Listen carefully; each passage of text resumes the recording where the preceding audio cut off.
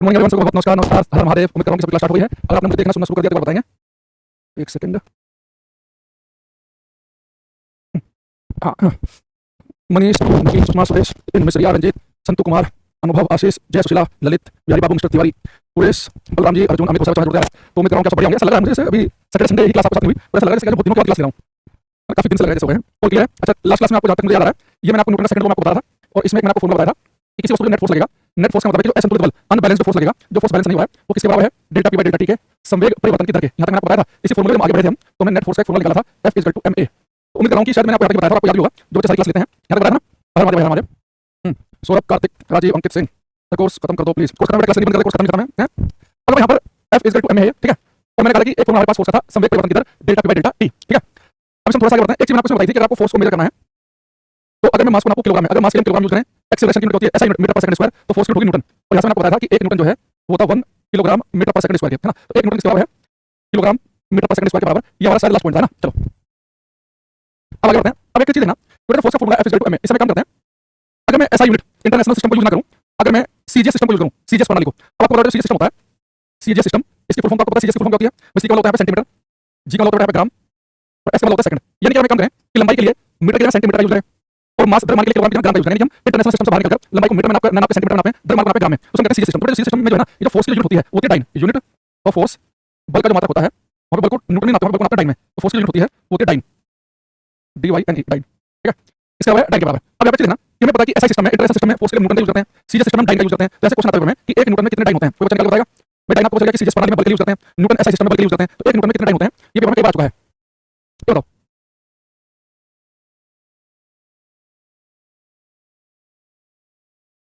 एक हमारे पास में जितिन कुमार का एक आंसर आया है। एक चीज देखना। हाँ, बेटा 1 न्यूटन होता है 1 लाख डाइन, बिल्कुल सही लिखना है बच्चे, इंपॉर्टेंट लाइन है, मैं इसे प्रूव भी कर दूंगा अभी। पहले आप लिखेंगे कि 1 न्यूटन जो होता है वो 1 लाख डाइन के बराबर है। 1 न्यूटन होते हैं 1 लाख डाइन, 10 की पावर 5। इसे आप याद कर लेना। अब इसे हम थोड़ा सा आगे बढ़ते हैं। ये कैसा है? अगर आपको चेक करना तो बड़ा आसान है। आपको आंसर F = होता है ma, तो अपने यहाँ पे लिख देते हैं F = ma। तो आपको अगर मैं सर फोर्स के लिए न्यूटन का यूज करता हूं, तो 1 न्यूटन किसके बराबर है? तो SI यूनिट यूज करेंगे फोर्स की, तो इधर भी SI यूनिट लेंगे, मास के लिए किलोग्राम, और एक्सेलरेशन होगा मीटर पर सेकंड स्क्वायर। अगर मैं CGS प्रणाली की यूज करूं या फोर्स की यूनिट डाइन, तो 1 डाइन किसके बराबर होगा? मास के लिए यूज करना पड़ेगा ग्राम, और एक्सेलरेशन के लिए मीटर पर सेकंड स्क्वायर देना जाएगा सेंटीमीटर पर सेकंड स्क्वायर। यानी कि न्यूटन को जो होता है किलोग्राम मीटर पर सेकंड स्क्वायर के बराबर, फोर्स के लिए डाइन यूज करूंगा तो मास ग्राम में आ जाएगा सेंटीमीटर पर सेकंड स्क्वायर में। तो मुझे न्यूटन को बदलना है डाइन में, तो डाइन में तो ग्राम सेंटीमीटर होते हैं, तो इसे वैसे करते चेंज कर देते हैं। यहाँ पे 1 किलोग्राम का मतलब हो गया 1000 ग्राम, और 1 मीटर होता है 100 सेंटीमीटर। तो 1 न्यूटन जो है वो किसके बराबर हो गया? 10 की पावर 5 ग्राम सेंटीमीटर पर सेकंड स्क्वायर के, और ग्राम सेंटीमीटर पर सेकंड स्क्वायर का आप डाइन लिख सकते हैं। जैसा आ गया कि 1 न्यूटन जो है वो 1 लाख डाइन के बराबर है। तो 1 न्यूटन किसके बराबर है? 1 लाख डाइन के बराबर। ये तो उसका प्रूफ हो गया। वरना आपको सीधे सीधे याद रखना है कि 1 न्यूटन में 1 लाख डाइन होते हैं, 10 की पावर 5। जरा लेना, इंपॉर्टेंट क्वेश्चन है। अंकित, लोकेश, महेश, सब ठीक आंसर है। अच्छा, अब यहाँ पर वापस आते हैं। अब बेटा ये क्वेश्चन थोड़ा सा कैसे आता है, वो देखो कैसे आएगा। वो कहेगा कि क्वेश्चन ये होगा कि which relation is correct between Newton and dyne. Option के हिसाब से करना आपको। निम्नलिखित में से न्यूटन और डाइन के लिए कौन सा संबंध सही है? इनके बच्चे समझ लेना कि विच रिलेशन कौन सा संबंध करेक्ट है, सही है न्यूटन और डाइन के लिए। बड़ा पहला ऑप्शन दिया हमें कि 1 डाइन जो है वो 1 न्यूटन के बराबर है। एक ऑप्शन दिया उसने कि 1 डाइन जो है 10 की पावर 5 न्यूटन के बराबर है। एक ऑप्शन हमें दिया कि 1 डाइन जो है 10 की पावर -4 न्यूटन के बराबर है। एक ऑप्शन दिया उसने कि 1 डाइन बराबर है 10 की पावर -5 न्यूटन के। तो अगर क्वेश्चन आ जाए तो किस पर टिक लगाएंगे? ABCD में से ये आपको बताना है। समर्पित पांडे, अमित मजुमदार, अंकित सिंह, महेश कुमार मीणा, लोकेश यादव, सब क्वेश्चन मैंने कहा कि न्यूटन और डाइन के बीच में कौन सा संबंध आपको बताना कि सही है, विच रिलेशन है। तो ABCD आपको बताना है, किस पर लगाएंगे? सचिन, जितेंद्र, बड़े कुमार, सचिन ने गलत कर दिया है। श्याम दास का ठीक है, मिश्र का भी सही है, सालवा सही है, कुमार का, प्रदीप, मिस्टर तिवारी, जितेंद्र कुमार, मनीष का गलत हो गया। देखो इतने बच्चे बी पे लगाने से पहले इनके सब करने वाले हैं, इनका दिमाग समझने में कम से कम है। बस जरा बोलो वो कुछ निकाल के होते हैं, इनमें गलत हो गया, मैं पढ़ के 10 घंटे पढ़ता था। देखो मैंने आपको क्या बताया था? मैंने आपको दिखाया कि 1 न्यूटन में होते हैं 1 लाख डाइन, 1 न्यूटन 10 की पावर 5 डाइन के। बेटा 1 न्यूटन 10 की पावर 5 डाइन है, 1 डाइन में 10 की पावर 5 न्यूटन नहीं है। अब उसने पूछा, वो कहता है कि न्यूटन डाइन की 10 की पावर 5, डाइन न्यूटन पूछा 10 की पावर हो जाएगी तो माइनस की हो जाएगी, तो 1 डाइन होते हैं 10 की पावर -5 न्यूटन के। तो ध्यान से पढ़ेगा कि क्या पूछ रहा है वो। न्यूटन डाइन पूछा है कि डाइन न्यूटन पूछा है, और आयुष यादव 10 बार बिलिंग से भी ठीक हो जाएगा, आंसर रेडी। तो यहीं पे आपने लिखा है कि 1 न्यूटन में 1 लाख डाइन होते हैं, यहीं पे बिल लेना। या आप ये कह सकते हैं कि 1 डाइन जो है 10 की पावर -5 न्यूटन के बराबर है, ठीक है। तो समझ में आया? ऐसा नहीं कि जिनका सिलेक्शन हो जाता है जिसका नहीं होता, उन्हें कोई फर्क नहीं होता। खास तौर से अगर मान लो किसी एग्जाम के कट ऑफ गई है 230 नंबर, और जितने बच्चे 212-14 से लेके 230 के बीच में होते हैं, ऐसा नहीं कि 230 पर 100 से कम पता है, वो पढ़ के उतने गए हैं, बस दिमाग जो है उनका जो चीजें पढ़ी है बिल्कुल वैसे लाइन टू लाइन आ गया, तो वो 230 पर चले जाते हैं। लेकिन जो क्वेश्चन ऐसा होता है कि हल्का सा कि जैसे कान पर लेता है, वहां पे गलती कर देते हैं, ठीक है। और आपको पता है कि न्यूटन और डाइन बराबर होते ही नहीं है, ये तो ऑप्शन बिल्कुल गलत हो गया। ये मैंने सिर्फ ऑप्शन बनाया, 4 ऑप्शन बनाने थे, तो इस पर टिक लगाना, ये ठीक आंसर है, ठीक है। अच्छा, तो आज की क्लास में सबसे पहले क्वेश्चन पढ़ा यहाँ से कि न्यूटन और डाइन कितने हैं, डाइन में न्यूटन कितने हैं, ठीक है। अब बढ़ते हैं आगे की तरफ। इसी में अब बड़े बड़े बातें पढ़ेंगे सेकंड लो में। मैंने आपको सेकंड लो पढ़ा है कि किसी वस्तु पे नेट फोर्स काम करता है, वो होता है delta P by delta T के बराबर। नेट फोर्स समझ लेना सब बच्चे, ठीक है। जैसे भाई मान लो मैं आपसे कह रहा हूं कि इधर को बल लगा है 1 वस्तु पे 12 न्यूटन, इधर को लगा है 7 न्यूटन, तो नेट फोर्स कितना बचेगा? आप कहेंगे सर 12 इधर 5 इधर, नेट तो 5 न्यूटन ही बचेगा। नहीं, नेट फोर्स का मतलब है जो अनबैलेंस्ड है, असंतुलित है, संतुलित नहीं हुआ है। तो 12 में से 7 तो संतुलित हो गया, बैलेंस हो गया, बचा कितना? 5 है। नेट फोर्स नेट फोर्स बचा, या ऐसे कर सकते हैं। इधर 12 न्यूटन लग रहा है और इधर ही 7 न्यूटन लग रहा है, तो दोनों फोर्स एक ही दिशा में होंगे, टोटल कितना 12 7 19 न्यूटन हो जाएगा, है ना। समझ गए बात को? या अगर दो फोर्स में किसी एंगल पर लगे होंगे, तो इससे मैंने फॉर्मूला बताया था कि p² + q² + 2p q self निकाल सकते हैं, ठीक। क्या हो गया? आगे बात करेंगे। अभी बात कर रहा हूं ये दोनों फोर्स सेम डायरेक्शन में सीधे जोड़ देंगे, बिल्कुल अपोजिट में तो डिफरेंस लेंगे, एंगल वाली बात करेंगे बाद में। अब देखो अगर मैं आपसे बोलूं बेटा किसी वस्तु पर नेट फोर्स अगर 0 हो, नेट फोर्स 0 कब हो सकता है? इधर भी 15 न्यूटन, इधर भी 15 ही है, जितने बल काम कर रहे हैं उनका योग शून्य हो, नेट फोर्स 0 पे बनेगा। जब 15 10 होगा तो 5 पर जाएगा, तो नेट फोर्स किसी वस्तु पर 0 है, किसी वस्तु पे अगर कोई बाह्य बल काम ना कराओ या बाह्य बल काम करे तो उनका योग 0 हो, इधर 16 तो 0 नेट 0, तो किसी वस्तु पर नेट फोर्स 0 क्या होगा? क्या होगा? आप कहेंगे सर अगर मान लो किसी वस्तु पर नेट फोर्स 0 है, उसमें कोई अनबैलेंस फोर्स लग नहीं रहा, कोई असंतुलित बल कार्य ही नहीं कर रहा, तो अब उस वस्तु की जो वेलोसिटी है उसके वेग में चेंज नहीं हो सकता, उसकी वेलोसिटी पहले से 0 है, लगातार 0 रहेगी, 5 है तो लगातार 5 रहेगी, क्योंकि वेलोसिटी में चेंज होता है फोर्स से। वेलोसिटी में चेंज क्या होता है? एक्सेलरेशन त्वरण, वेग परिवर्तन जो है वेलोसिटी में चेंज एक्सेलरेशन होता है ना, एक्सेलरेशन का पता होता है किसी वस्तु पर नेट फोर्स लगे, नहीं अगर किसी वस्तु पर हम नेट फोर्स नहीं लगाएंगे, कोई असंतुलित बल नहीं लगाएंगे, तो उस वस्तु की वेलोसिटी में उसके वेग में कोई चेंज नहीं होगा। और मोमेंटम क्या होता है? मास इनटू वेलोसिटी, अगर वस्तु की वेलोसिटी ही नहीं बदलेगी तो उसके मोमेंटम में उसके संवेग में भी कोई चेंज नहीं होगा। तो फिर अपने फेमस क्वेश्चन आता है कि आप चाहते हैं कि किसी वस्तु का मोमेंटम कांस्टेंट रहे, किसी वस्तु का संवेग संरक्षित रहे, मोमेंटम में कोई चेंज ना आए, अगर मोमेंटम पहले 0 था तो 0 है, 50 था तो 50 रहे, तो उसकी शर्त क्या है? तो आप चाहते हैं कि वस्तु का मोमेंटम संवेग संरक्षित रहे, मोमेंटम में कोई चेंज ना हो, तो उसकी शर्त है कि वस्तु पर नेट फोर्स 0 होना चाहिए। अगर किसी वस्तु पर फोर्स लगाओगे नहीं तो वस्तु की वेलोसिटी बढ़ेगी ना घटेगी, तो वेलोसिटी में कोई चेंज नहीं आएगा तो मोमेंटम में भी कोई चेंज नहीं आएगा, तो संवेग संरक्षण की शर्त है कि किसी वस्तु पर कुल बल का योग 0 होना चाहिए, या सिंपली कह सकते हैं कि नेट फोर्स 0 होना चाहिए। इस बात को थोड़ा सा मैथमेटिकली लिख रहा हूं, देखो अगर मैं आपसे बोल दूं if net force on a body is 0, अगर किसी वस्तु पर नेट फोर्स 0 हो, यदि किसी वस्तु पर कुल बल 0 हो, अगर किसी वस्तु पर नेट फोर्स अगर 0 है, नेट फोर्स 0 का मतलब है कि जितने भी फोर्स लग रहे हैं उसको आपस में बैलेंस करेंगे दूसरे को, तो नेट फोर्स 0 हो गया, तो 0 किसके बराबर आ गया? Delta P by delta T के क्रॉस मल्टीप्लाई करेंगे तो डेल्टा पी किसके बराबर हो गया? 0 डेल्टा पी का मतलब क्या है? आपको पता है कि डेल्टा होता है चेंज, परिवर्तन, पी का मोमेंटम, इन मोमेंटम में चेंज कितना होगा? 0, तो डेल्टा पी का मतलब है change in linear momentum, change in linear momentum क्या होगा? 0। रेखीय संवेग में परिवर्तन कितना होगा? 0। रेखीय संवेग में परिवर्तन 0। बताओ अगर रेखीय संवेग में परिवर्तन नहीं है, मोमेंटम में कोई चेंज नहीं, मोमेंटम 5 है तो 5 है, 12 है तो 12 0 है, मोमेंटम में कोई चेंज ही नहीं है, मतलब है कि मोमेंटम कांस्टेंट हो गया, यानी लीनियर मोमेंटम जो है वो बन गया कांस्टेंट। तो यहां पे देखो काम की बात करने के लिए कि मोमेंटम जो है कांस्टेंट कब रहता है? संवेग आपका नियत कब रहता है? अगर किसी वस्तु पर कुल बलों का योग 0 हो, तो मैं लाइन लिखूंगा, लेना कि अगर किसी वस्तु पर नेट फोर्स 0 हो, यानी टोटल फोर्स अगर 0 है किसी वस्तु पर, तो उसका लीनियर मोमेंटम रेखीय संवेग नहीं बदलेगा, तो मैं लाइन लिखूंगा, लेना ये आपको समझाने के लिए बताया गया था। अभी लाइन यहां पर ये वाला इंपॉर्टेंट है, महा इंपॉर्टेंट देखेंगे, तो पहले हिंदी लिखो, हिंदी पहले लिखेंगे, इंग्लिश बाद में देखेंगे। रेखीय संवेग संरक्षण के लिए, रेखीय संवेग संरक्षण के लिए किसी वस्तु पर बाह्य बलों का योग 0 होना चाहिए। रेखीय संवेग संरक्षण के लिए किसी वस्तु पर बाह्य बलों का योग 0 होना चाहिए और linear momentum conservation the sum of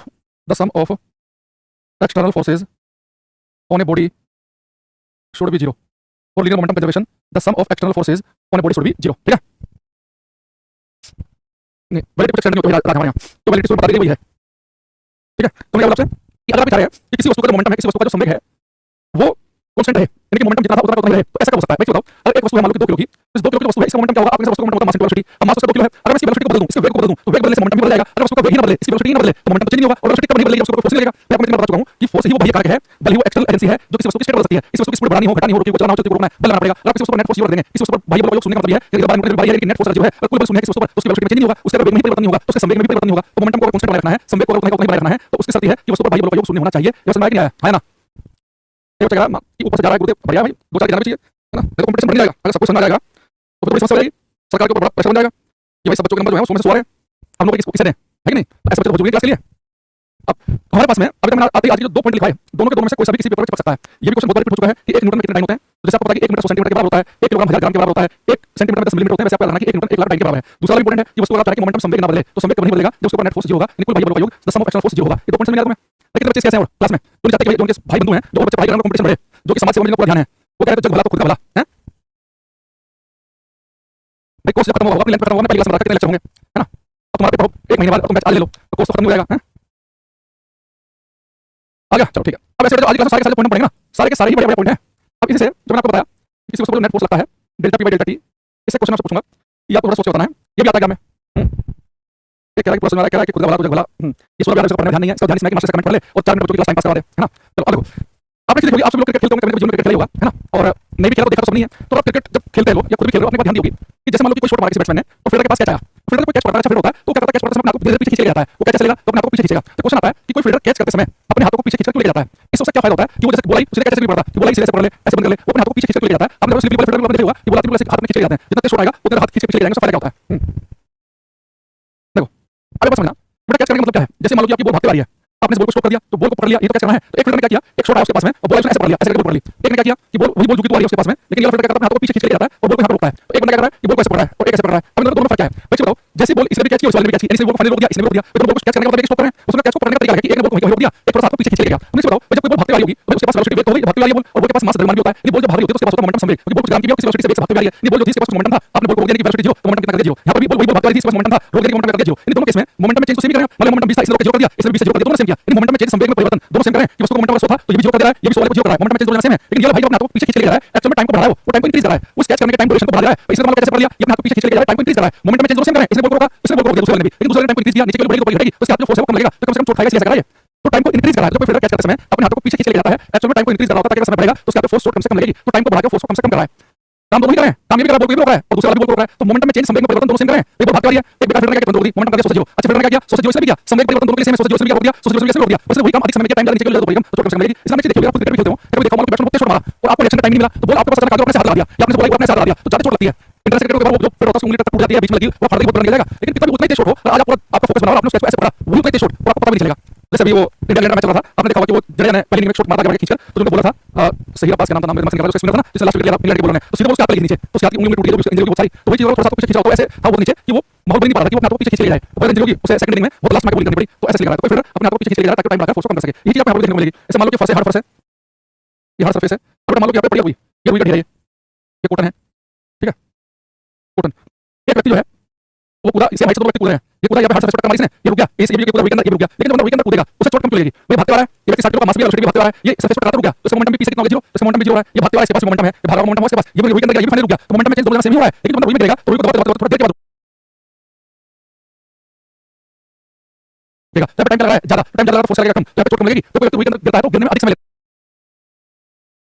ये व्यक्ति 60 किलो का मास भी है, वेलोसिटी भी भागते आ रहा है, ये सरफेस पर रुक गया, तो इसका मोमेंटम भी पीछे कितना होगा, जीरो, इसका मोमेंटम भी जीरो है, ये भागते आ रहा है, इसके पास मोमेंटम है, ये भागा हुआ मोमेंटम है इसके पास, ये वीकेंड ये भी फाइनल रुक गया, तो मोमेंटम में चेंज दोनों सेम ही हो रहा है, लेकिन तुम रुई में गिरेगा तो रुई को दबाते दबाते थोड़ा देर के बाद रुकेगा, जब टाइम लग रहा है ज्यादा, टाइम ज्यादा फोर्स लगेगा कम, जब चोट कम लगेगी तो कोई वीकेंड गिरता है तो गिरने में अधिक समय लेता है रुकने में, टकराने के बाद जब उसकी फाइनल स्पीड जीरो होगी तो कुछ समय लगेगा। ऐसा व्यक्ति भूसे के अंदर गिरा है, जब भूसा निकलता है ना उसमें गिरा है, ये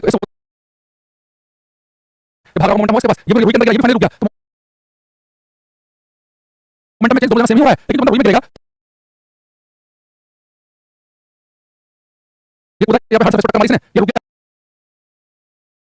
बहुत इंजरी होगी उसे सेकंड इनिंग में बहुत लास्ट में बॉलिंग करनी पड़ी, तो ऐसे लग रहा है। तो कोई फिल्डर अपने हाथों को पीछे खींच के ले जा रहा है ताकि टाइम लगाकर फोर्स को कम कर सके। ये चीज आपको यहाँ पर देखने को मिलेगी। ऐसे मान लो कि फर्स्ट है, हार्ड फर्स्ट है, ये हार्ड सरफेस है, अब मान लो कि यहाँ पे पड़ी हुई ये रुई का ढेर है, ये कॉटन है, ठीक है, कॉटन।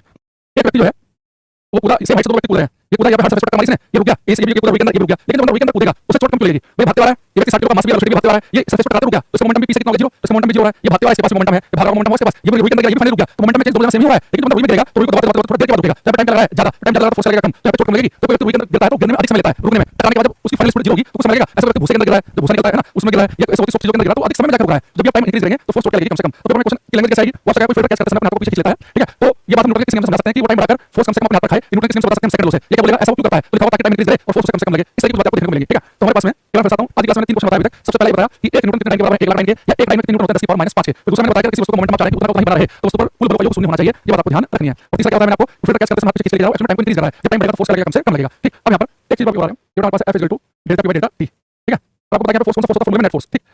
अब आप एक बात देखना, अगर मान लो मैं किसी वस्तु पर एक बहुत ही लार्ज फोर्स लगा रहा हूं, बहुत ही लार्ज फोर्स यानी कि 1000 न्यूटन का काफी लार्ज फोर्स लगा रहे हैं, लेकिन बहुत ही छोटे समय के लिए, टाइम बहुत ही छोटा है, लगभग 0 सेकंड के आसपास का। जैसे मान लो कि आप बैटिंग कर रहे हैं और सामने 16 तक बॉलिंग कर रहा है, अब 16 ने जो बॉल फेंकी, मान लो कि 160 की स्पीड में फेंकी, ये बॉल भागती आ रही है, अब ये बॉल बल्ले पे टच करेगी और टच करके वापस भाग जाएगी बाउंड्री की तरफ, तो बल्ले और बॉल के बीच में जो संपर्क रहता होगा तो क्या बता सकते हैं कितना होगा, वो सेकंड में बहुत छोटा सा होगा। कई बार आपको पता है कि बॉल जो है बल्ले पे लगने के बाद आधे सेकंड में तो फील्डर के पास पहुंच जाती है, जो फील्डर काफी दूर है 15-20 मीटर दूर, तो बल्ले और बॉल के बीच में संपर्क होता है, जस्ट टचिंग होती है उनके बीच की, बॉल गई, बल्ले पे वापस आ रही, तो टच वाला टाइम होता है 0.000 सेकंड में रहता होगा। मान लो कि आपने लोहे की चीली और उसे क्या करा, लोहे की जंजीर से बांध ली और वैसे गोला जैसे जा रहा है और जाके बिल्डिंग टकराया और फिर वापस आया, तो टच हुआ था बिल्डिंग और गोले के बीच में, बहुत कम समय के लिए होता होगा। तो अगर आप किसी वस्तु पर बहुत ही लार्ज फोर्स लगाएं बहुत ही शॉर्ट इंटरवल के लिए, तो बेटा इस समय जो मोमेंटम में चेंज होगा, बहुत ही लार्ज फोर्स छोटे समय के लिए लगाने पर जो मोमेंटम में जो चेंज होता है, जो संवेग में परिवर्तन होता है, उसको कहते हैं इंपल्स आवेग। इंपल्स फोर्स हो गया, तो बहुत ही छोटे समय के लिए लार्ज फोर्स लगाएंगे तो मोमेंटम में जो चेंज आता है उसे कहते हैं, उसे कहते हैं इंपल्स आवेग। तो आवेग क्या है, कुछ नहीं, आवेग संवेग में परिवर्तन ही है, तो किसी वस्तु के संवेग में परिवर्तन होगा उसको इंपल्स आवेग कहते हैं। बस ये कि बहुत ही छोटे समय के लिए फोर्स लगाया गया, बहुत ही लार्ज फोर्स, तो उस समय मोमेंटम में जो चेंज होगा, जो संवेग में परिवर्तन होगा उसको इंपल्स आवेग कहेंगे। अब इस बात को यहां पर कैसे समझना, अगर आप मोमेंटम में चेंज को करें इंपल्स आवेग, इंपल्स की सिंबल करते हैं आई। अब इसको बताओ, एक चीज इधर वाली वेक्टर होगी, ऐसा बोल सकते हैं कि वेक्टर क्वांटिटी स्केलर के बराबर हो जाए, सदिश के बराबर हो जाए। अब इस चीज को कर लो, तो जो फोर्स है अगर बहुत ही लार्ज फोर्स हो तो मोमेंटम में चेंज इंपल्स लिख सकते हैं, ठीक है। और नीचे का डेल्टा टी, यहां से मैं इंपल्स को आवेग को क्या लिख सकता हूं, फोर्स इनटू टाइम। यहां से पेपर में क्वेश्चन आता है कि बल और समय का गुणनफल क्या कहलाता है, तो फोर्स और टाइम का प्रोडक्ट क्या कहलाता है, तो इंपल्स क्या होता है, इंपल्स होता है फोर्स इनटू टाइम, ठीक है। तो यहां देखना, ये जो फोर्स है इसे न्यूटन में लिखते हैं और टाइम को लिखते हैं सेकंड में। एक तो याद रखना कि जो इंपल्स है इसकी जो एसआई यूनिट बनेगी वो बनेगी न्यूटन सेकंड। दूसरी चीज एक पेपर में ऐसे टाइप पेपर में क्वेश्चन रखा है, उसने कहा है कि बल और समय का गुणनफल क्या कहलाता है। अगर फोर्स में टाइम की मल्टीप्लाई कर दें, बल में समय की मल्टीप्लाई कर दें तो क्या बनेगा, इंपल्स बनेगा। तो याद रखना कि इंपल्स आवेग क्या होता है, बल गुणा समय। तो इंपल्स जो है आवेग जो है बल गुणा समय, फोर्स इनटू टाइम। तो बल और समय का गुणनफल आवेग कहलाता है। आवेग जो है इसकी एसआई यूनिट होती है न्यूटन सेकंड के बराबर। और एक मैंने क्या बताया कि आवेग जो है ये एक वेक्टर क्वांटिटी है, सदिश राशि है। ये तो कैसी क्वांटिटी है, वेक्टर क्वांटिटी सदिश राशि। ये तीन बातें इस बारे में ध्यान रखेंगे, वेक्टर क्वांटिटी है, सदिश राशि है, ठीक है। जैसे पेपर में ऐसे क्वेश्चन आते हैं आजकल कि फोर्स और टाइम की मल्टीप्लाई कैसे बनेगा, जैसे कि ये तो बहुत आसान है, वो कहते हैं कि मास और एक्सेलरेशन की मल्टीप्लाई कैसे बनेगा, द्रव्यमान और त्वरण के वेग से क्या बनेगा। जैसे क्वेश्चन आया ना कि मास इनटू एक्सेलरेशन क्या बनेगा, आप ये सिंबल लिख लेगा तो आंसर आ जाएगा। उसने कहा कि द्रव्यमान और त्वरण के गुणनफल क्या बनेगा, बेटा मास द्रव्यमान के लिए लिखते हैं, एक्सेलरेशन के लिए mx का फॉर्मूला f m यानी फोर्स बनेगा। लेकिन वो कहते हैं कि आपसे कि फोर्स में टाइम की मल्टीप्लाई करेंगे f इनटू t क्या बनेगा, इंपल्स आवेग बन गया। तो ऐसे भी आपको ध्यान रखना है। चलो अब मैं आपको क्वेश्चन पूछूंगा पीडीएफ से। अब आपका टेस्ट यहां पे शुरू है, ये आपको करना है, अगले वाले क्वेश्चन पूछेंगे। इनके लिए हम एक तो प्रैक्टिस सेट नंबर 10 निकाल लेते हैं। प्रैक्टिस सेट नंबर 5 6 भी काम का है। पेन कहाँ चला गया? पेन ठीक है।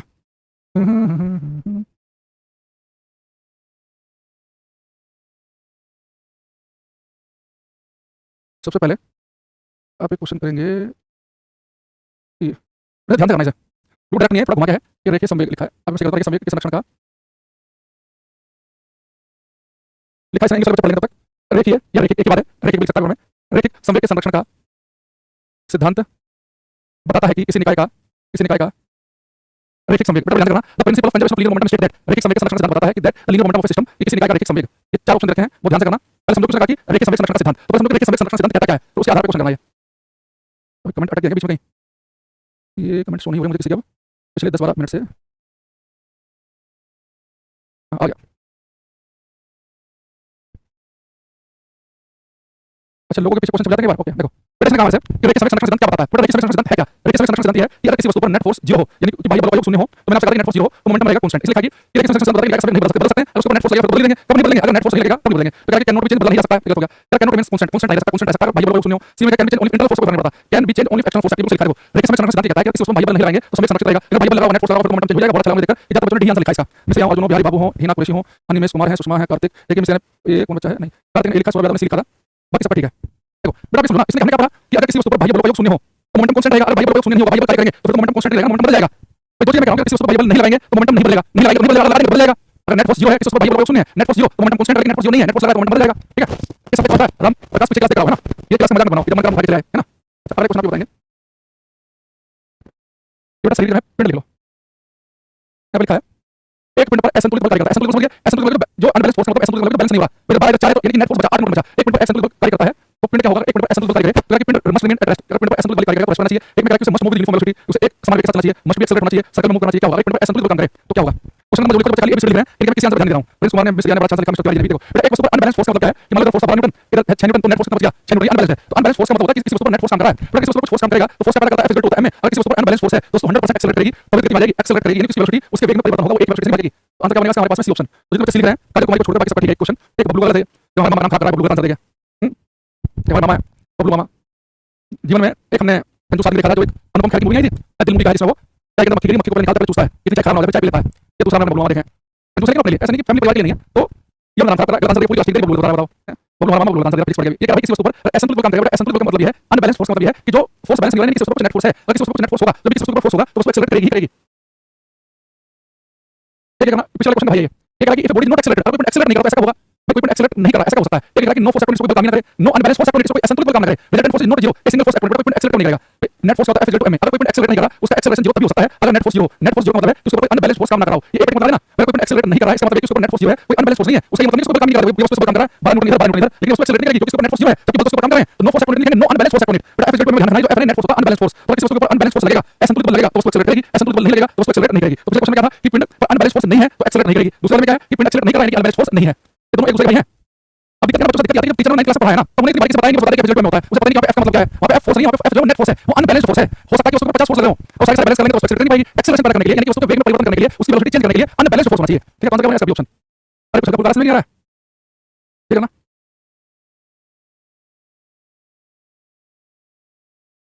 ये क्या है कि the mass and speed of four bodies are, चार बॉडियों का मास और स्पीड लिखा हुआ है, तो क्या है कि the body with the largest magnitude momentum, संवेग के सबसे बड़े परिमाण वाला पिंड। बड़ा मोमेंटम जो होता है, मोमेंटम क्या होता है? Mass into velocity. तो मोमेंटम का मैग्नीट्यूड चाहिए, परिमाण, तो मैग्नीट्यूड यानी कि वेलोसिटी का मैग्नीट्यूड क्या होता है? स्पीड चाल। तो मास इनटू वेलोसिटी से होता है मोमेंटम, लेकिन मास इनटू स्पीड होगी स्पीड, इन वेलोसिटी का केवल वैल्यू है, डायरेक्शन लिखे तो मोमेंटम का वैल्यू आएगा। तो क्या करेगा कि इनमें से किसका मोमेंटम ज्यादा होगा? मास इनटू स्पीड देख लो, जब मास इनटू स्पीड परिमाण स्पीड देंगे तो 10 आएगा या 18 आएगा या 24 आएगा 28 आएगा। तो यहां पे मास इनटू स्पीड 28 ज्यादा है, यानी कि डी का मोमेंटम सबसे ज्यादा है। ठीक, एक क्वेश्चन आपसे पूछूंगा अभी, ये बड़ा आता है एग्जाम में क्वेश्चन, ये अलग अलग टाइप से न्यूटन के होता है कैपिटल एन, मैं कैपिटल एन लिख रहा हूं। ये क्वेश्चन पर ध्यान रखना, ये मेरे फेवरेट क्वेश्चन में से एक भी है ये, ठीक है।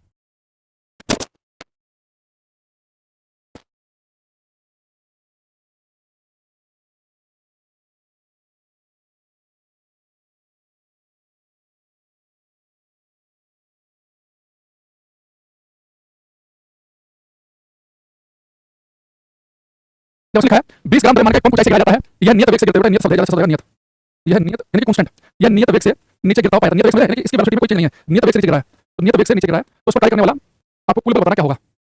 यानी सवाल में सही लिखा है, a feather of mass 20 grams dropped from a height, it is found to fall to fall down with a constant velocity, what is the net force acting on it? किसी वस्तु कोई 20 ग्राम द्रव्यमान का एक पंप नीचे गिर रहा है तो क्या है, नियत वेग से गिरा है, कांस्टेंट वेलोसिटी से, नियत वेग, कांस्टेंट वेलोसिटी। जब ये सब आपको दिख रहा है, कई बार बहुत लंबा चौड़ा क्वेश्चन बनाएगा और आपसे पूछा फाइनली कि अगर आप चाहते हैं कि वस्तु कांस्टेंट वेलोसिटी से नियत वेग से, बेटा वेलोसिटी कांस्टेंट मतलब क्या है कि वेग कांस्टेंट मतलब है कि वेलोसिटी में कोई चेंज है नहीं, वेग में कोई परिवर्तन नहीं है, वेग अगर बार-बार बढ़ने वाली है क्योंकि वेग नियत, वेग में कोई परिवर्तन नहीं है, अगर वेलोसिटी में चेंज है कि एक्सेलरेशन तो 0 होगा, एक्सेलरेशन का वेग परिवर्तन में परिवर्तन, चेंज इन वेलोसिटी पहुंचने टाइम पर एक्सेलरेशन 0 है, तो नेट फोर्स क्या होता है ma, तो एक्सेलरेशन 0 तो नेट फोर्स भी 0 होगा। याद रखना, अगर किसी वस्तु की वेलोसिटी अगर कांस्टेंट है तो उसके ऊपर नेट फोर्स 100% होगा। मैं बताओ, अगर किसी वस्तु के ऊपर फोर्स लगा दोगे, किसी वस्तु के ऊपर आपने बल लगा दिया, फोर्स लगा दिया, तो भाई फोर्स आप किसी वस्तु के ऊपर लगा दोगे तो फोर्स एक्सेलरेशन पर करता है, वस्तु एक्सेलरेट करेगी, वेलोसिटी बढ़ जाएगी। अगर किसी वस्तु की वेलोसिटी में कोई चेंज नहीं है, उसके वेग में कोई परिवर्तन नहीं है, तो ऐसा केवल तभी हो सकता है जब नेट फोर्स 0 हो। तो फोर्स की हमें आवश्यकता होती है वेलोसिटी बढ़ाने या घटाने के लिए, वेलोसिटी में चेंज करने के लिए। मैं कितने लंबा चौड़ा क्वेश्चन पूछ के लिख दूं कि वस्तु की वेलोसिटी कांस्टेंट बनाए रखने के लिए नेट फोर्स कितना चाहिए, तो नेट फोर्स 0 एक्चुअली हो क्या है, ये पंख नीचे की तरफ गिरा होगा ना, अपने वेट की वजह से वेट खींची होगी, तो इसको फोर्स लगाओगे वेट नीचे आ रहा है, लेकिन साथ में इसके ऊपर क्या हो रहा है, हवा का प्रतिरोध, एयर रेजिस्टेंस भी काम कर रहा है, तो ऊपर नीचे के फोर्स बैलेंस हो जाएंगे, इसलिए एक ही स्पीड से गिरा है। और ये बैलेंस ना होगा ऊपर नीचे के बल, तो देखो फिर बैलेंस नहीं होगा तो वस्तु लगातार बढ़ती स्पीड से गिरती है। तो अगर कोई पंख एक ही वेग से नीचे गिरा है तो इसका मतलब है कि नेट फोर्स 0 है। जब आपको कांस्टेंट वेलोसिटी दिखे तो दिमाग में आना चाहिए कि वेलोसिटी कांस्टेंट का मतलब है कि वेलोसिटी को चेंज नहीं है, एक्सेलरेशन 0 है और एक ही 0 है, तो नेट फोर्स भी कितना होगा, 0 ही होगा।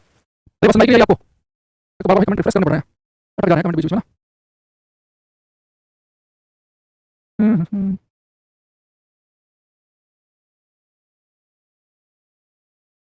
जीरो ठीक है, बहुत बढ़िया। ठीक है करना भाई, ये तो सीधा क्वेश्चन है। 12 न्यूटन का एक नियत बल, एक कांस्टेंट फोर्स 12 न्यूटन का किसी पिंड पर 4 सेकंड तक कार्य करता है। वस्तु के रेखीय संवेग में परिवर्तन का पता लगाएं। वस्तु के रेखीय संवेग में परिवर्तन का पता लगाएं। देखो फॉर्मूला वाली पुट करनी है।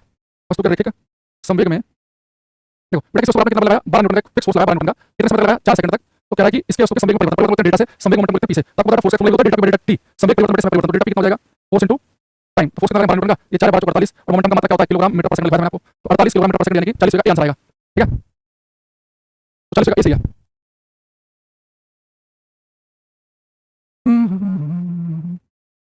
अगर आपने क्वेश्चन कर दिया सही तो मजा आ जाएगा। जो बच्चे ने पहली बार देख के करेगा, समझ जाना कि वो अपने आप को पीठ थपथपा सकता है, पहले से पढ़ चुका है, किसी और बैच में रटा बताएगा, उसकी बात अलग है। जो पहली बार करके कर देगा सही, ठीक है। ये बच्चा कह रहा है बहुत अच्छा पढ़ाना, प्लीज कंप्लीट बैच पढ़ाना, ये भाई क्यों लिखा आपने ऐसा, मन में क्यों आया कि आपको कंप्लीट नहीं पढ़ाया जाएगा?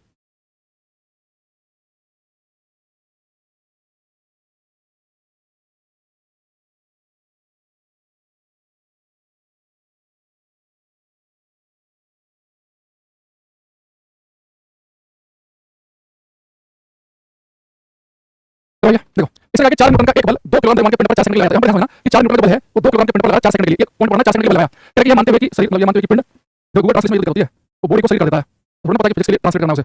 यह मानते हुए कि पिंड प्रारंभ में विराम अवस्था में है, बल के अभिनय शुरू करने के 10 सेकंड में तक देखो 4 न्यूटन का बल है वो 4 सेकंड के लिए लगाया, बल लगाया 4 सेकंड के लिए, क्या और पूछा कि 10 सेकंड में कितनी दूरी तय करेगा। अब ध्यान से समझना सर्किल को। अब यहाँ पे सबसे पहले देखो कि वस्तु के ऊपर कितना फोर्स लगाया, आपने 4 न्यूटन का बल लगाया, वस्तु का मास कितना है, 2 किलोग्राम का है।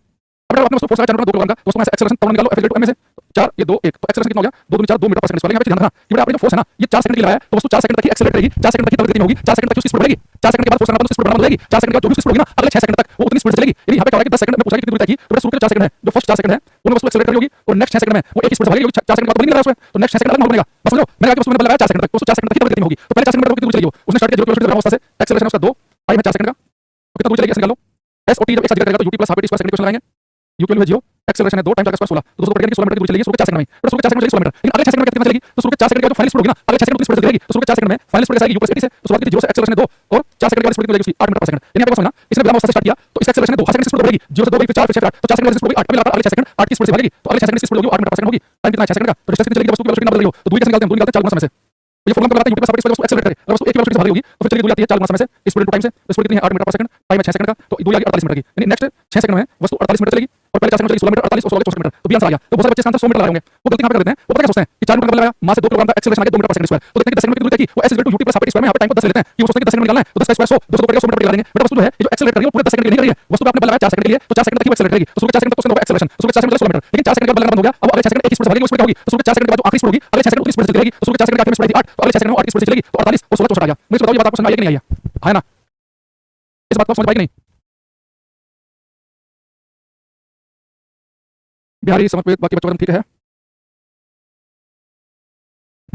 मैं बार बता देता हूँ, तो मैंने क्या कहा आपसे, मैंने कहा कि भाई पेपर में आपसे क्या कह रहा है, वो कह रहा है कि एक वस्तु है और उस पर आप 4 सेकंड तक फोर्स लगा रहे हो, ऐसे खींचा 4 सेकंड तक, तो हमने 4 सेकंड तक फोर्स लगाया, तो बेटा F = ma, तो जितने सेकंड तक फोर्स लगाओगे वस्तु उतने सेकंड तक होगी, एक्सेलरेट करेगी, तब गति में आएगी, यानी कि स्पीड बढ़ जाएगी, तो उसको 4 सेकंड तक एक्सेलरेट करेगी, आपने हाथ मार दिया, 4 सेकंड में फोर्स लगाना बंद कर दिया, तो 4 सेकंड में फोर्स लगाना बंद कर दोगे, अब 4 सेकंड में जो स्पीड बढ़ेगी वो अगले 6 सेकंड तक उतनी स्पीड से भागेगी। तो मैंने कहा कि 10 सेकंड में 2 स्पीड करना पड़ेगा कि पहले 4 सेकंड आपने क्या किया फोर्स लगाया, तो पहले 4 सेकंड एक्सेलरेट करेगी, तो 4 सेकंड एक्सेलरेट करेगी 16 मीटर चली, लेकिन अगले 6 सेकंड वो 4 शुरू के 4 सेकंड के आखिर में स्पीड थी, अगले 6 सेकंड उतनी स्पीड से भागेगी, तो शुरू के 4 सेकंड के आखिर में स्पीड 8, अगले 6 सेकंड 8 की स्पीड भागेगी 48 और 16 मीटर आ गया।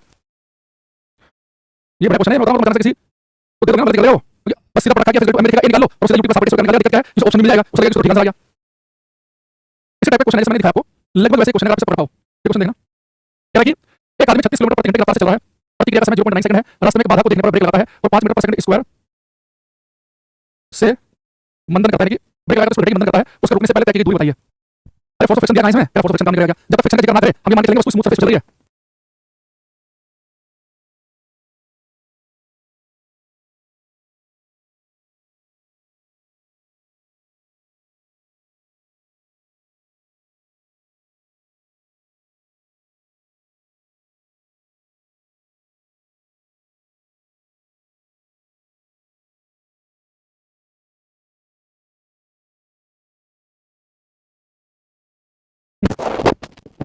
देखिए दूरी बराबर 4 फर्स्ट सेकंड में क्यों नहीं लगाए, ऐसे मन नहीं करना वाला लगाने का।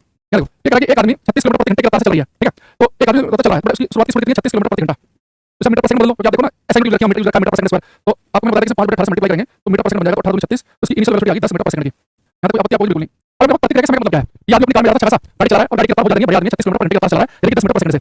अब ऐसा कि प्रतिक्रिया का जो समय है 0.9 सेकंड का मतलब क्या है कि जब भी कोई चीज अचानक से सामने आती है तो 0.9 सेकंड के बाद ब्रेक लगाना शुरू करता है। जैसे हम बाइक गाड़ी चलाते हैं तो जैसे कुछ सामने आती है तो थोड़ा सा होता है रिएक्शन टाइम होता है कि आधे सेकंड के बाद 1 सेकंड के बाद ब्रेक लगाएंगे। हाँ रिएक्शन टाइम जितना कम होगा आप एक्सीडेंट से बचने की संभावना उतनी ज्यादा होगी। मान लो कि आपने नया बाइक चलाता है, सामने आपको जो आ रही है और उससे क्या होता है कि उसको होप्लेस हो जाता है, उससे क्या करूं वो बाइक चला उसका 2 सेकंड का ब्रेक लगाना शुरू करे और तब तक तो बहुत नजदीक आता है, चोट लग जाती है उसे। तो क्या रिएक्शन टाइम 0.9 सेकंड का मतलब ये है कि 0.9 सेकंड तक तो इतनी स्पीड से चलता है, 0.9 सेकंड तक उसकी स्पीड में कोई चेंज नहीं आया, लेकिन 0.9 सेकंड के बाद उसने ब्रेक लगाना शुरू किया तो उसका कितना मंदन पैदा हुआ 5 मीटर पर सेकंड स्क्वायर। तो क्या रुकने से पहले कितनी दूरी तय करेगा, तो 0.9 सेकंड तक तो इतनी स्पीड से चलेगा। तो फर्स्ट 0.9 सेकंड तक वो इतनी स्पीड से चलेगा 10 मीटर पर सेकंड की स्पीड से 10 मीटर पर सेकंड की स्पीड से चलेगा 0.9 सेकंड। तो आपको पता है कि वेलोसिटी में वेग में कोई चेंज नहीं होता है, वेलोसिटी में बढ़े ना घटे, जब वेलोसिटी में कोई चेंज नहीं होता है तो चलिए दूरी के साथ ये चाल गुना समय से तो चाल कितना है 10 मीटर पर सेकंड, टाइम है 0.9 सेकंड का। जैसे सोल्व करेंगे तो आ जाएगा मेरे पास 9 मीटर, यानी शुरू किए 0.9 सेकंड तक तो 9 मीटर चलिए, यानी कि बिना ब्रेक लगाने से पहले 9 मीटर चल चुका है। अब उसने ब्रेक लगाना शुरू किया और ब्रेक लगाना शुरू करेगा तो ब्रेक लगाओ तो शुरुआती स्पीड कितनी उसकी 36 किलोमीटर पर घंटा यानी 10 मीटर पर सेकंड।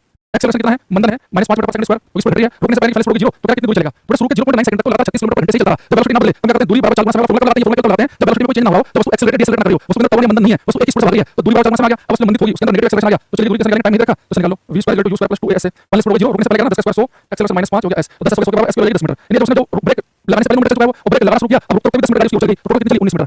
रिएक्शन टाइम वाला क्वेश्चन देखना अच्छा लगा, आता है 19 मिनट हो गया। तो मैंने कहा मैं बाइक चला रहा हूं, बाइक लेके आ रहा हूं, अचानक से मान लो कि भैंस आ गई सामने, तो मैंने क्या किया कि मैं देख के पहले भैंस कितना भैंस आई तो मैं 0.9 सेकंड के बाद ब्रेक लगाने बंद शुरू किया, तो ब्रेक लगाने से पहले मैं कितना चल चुका हूं 9 मीटर। अब जैसे मैंने ब्रेक लगाना शुरू किया तो बाइक ब्रेक लगाने टाइम लगा रुकने में से तो 10 मीटर और रुकते हो चली, टोटल 19 मिनट आ गया। तो रिएक्शन टाइम वाला क्वेश्चन जानना कि लोग कहते हैं रिएक्शन टाइम 3 सेकंड का है, प्रतिक्रिया समय 2 सेकंड का है, 1 सेकंड का है। तो प्रतिक्रिया समय का मतलब है कि उतने समय के बाद ब्रेक लगाना शुरू करेगा, उतने समय तक तो उसी स्पीड से भागता रहेगा। जब उसी स्पीड से भागते रहते हो तो आपके पास चली दूरी आती है 4 गुना समय से, तो आपने अपनी गाड़ी ब्रेक लगाना शुरू करेगा यानी कि मंदन पैदा करेगा, तो कितना चलेगा रुकने से पहले वाला निकालोगे, सोल्व करके आंसर आ जाएगा आपका।